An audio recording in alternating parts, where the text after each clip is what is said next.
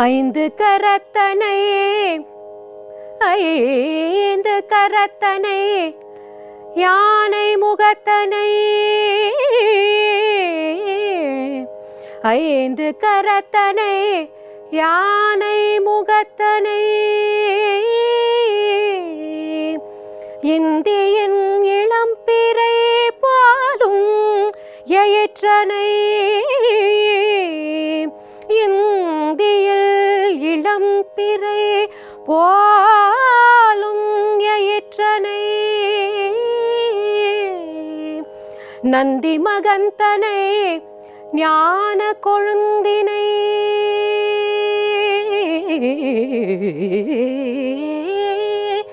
நந்தி மகந்தனை ஞான கொழுந்தினை புந்தியில் வைத்தடி போற்றுகின்ற புந்தியில் வயிற்றடி போற்றுகின்றேன் புந்தியில் வயிற்றடி போற்றுகின்றேன்.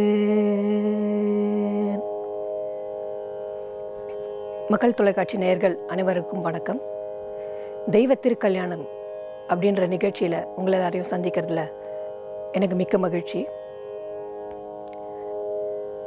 இந்த தொகுப்பில் நம்ம பார்க்க போகிற திருக்கல்யாணம்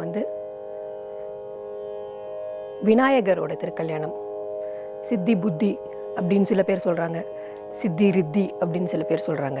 ஒன்றும் இல்லை, நம்ம ஒரு சின்ன வேலை ஆரம்பிக்கிறோம், வீட்டை விட்டு வெளில ஊருக்கு கிளம்புறோம், புது வண்டி வாங்குகிறோம், வேறு ஏதாவது ஒரு சின்ன விஷயம் பண்ணுறோம், ஆனால் எந்த தடையும் வரக்கூடாதுன்னு நினைக்கிறோம். நம்ம பிள்ளையாருக்கு ஒரு சதுரிக்காயை உடைச்சிடுவோம். நம்மளுக்கு தான் முக்குக்கு முக்கு எல்லா உச்சந்திலையும் ஒரு பிள்ளையார் இருக்கார். ஸோ நம்ம வீட்டுக்கிட்ட எந்த பிள்ளையார் இருக்காரோ அவர் தான் நம்மளுக்கு மிக பிடித்தமான பிள்ளையாராக இருப்பார். ஸோ எல்லாருமே நம்ம பிள்ளையாரை வணங்காமல் ஒரு காரியத்தை ஆரம்பிக்கிறதே இல்லை. இப்போ நானும் இந்த ப்ரோக்ராமுக்கு அப்படி தான் பண்ணேன், பிள்ளையாரை வணங்கிட்டு தான் ஆரம்பித்தேன்.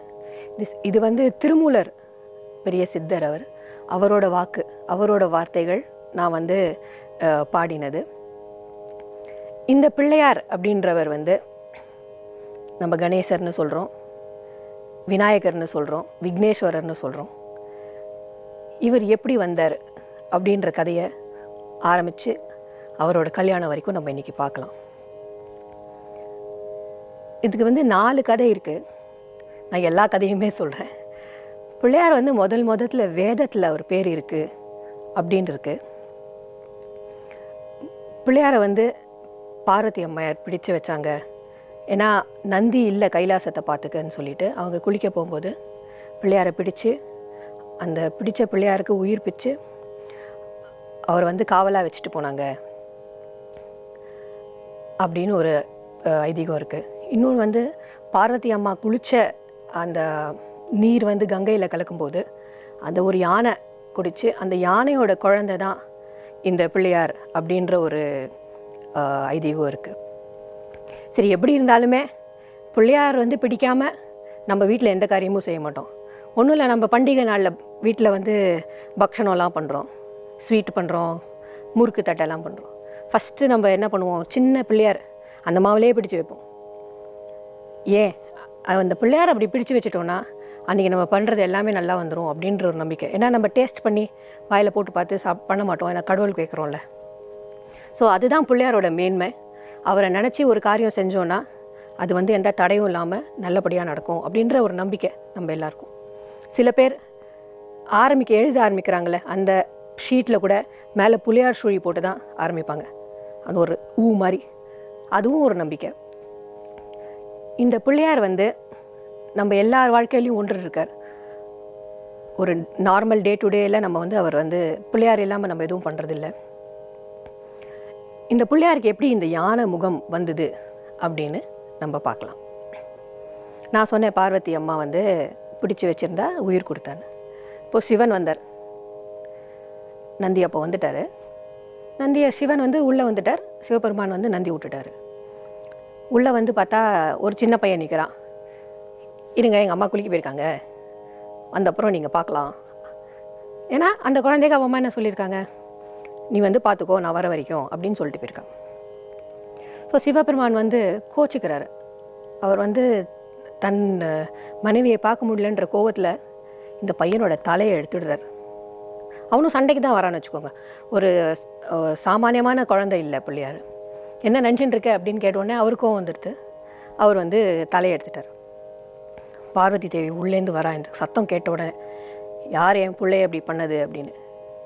ஸோ சுவாமி வந்து அவ்வளோ ரூபம் எடுக்கிறா.